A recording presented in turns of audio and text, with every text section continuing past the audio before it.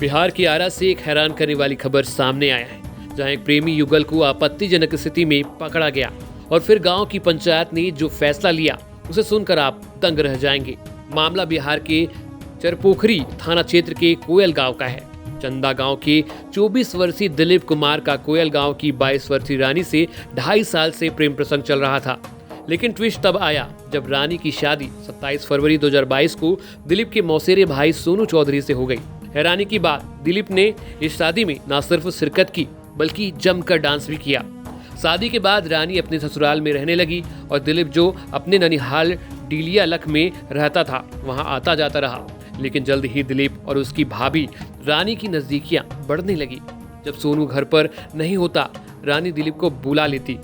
2 महीने तक दोनों चोरी छिपे मिलते रहे, लेकिन 6 महीने पहले सोनू ने दोनों को रंगे हाथ पकड़ लिया। हंगामा हुआ, कहा सुनी हुई और रानी अपने मायके कोयल गांव चली गई। लेकिन प्रेम कहानी यही खत्म नहीं हुई। दिलीप चोरी छिपे रानी से मिलने उसके मायके पहुंचता रहा। रानी जब भी शादी की बात करती, दिलीप टाल देता।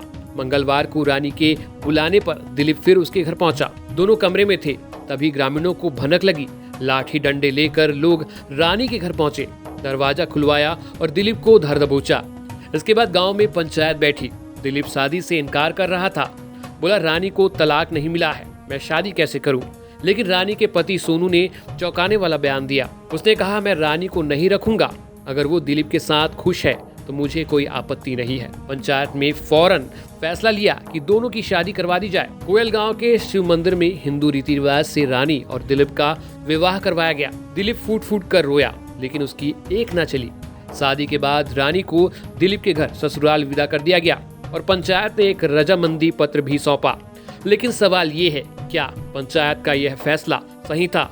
क्या बिना तलाक की ऐसी शादी कानूनी है? और क्या दिलीप की मर्जी को अनदेखा करना उचित था? यह घटना समाज में प्रेम विवाह और सामाजिक दबाव पर बड़े सवाल खड़े करती है। आपकी क्या राय है, हमें जरूर बताएं।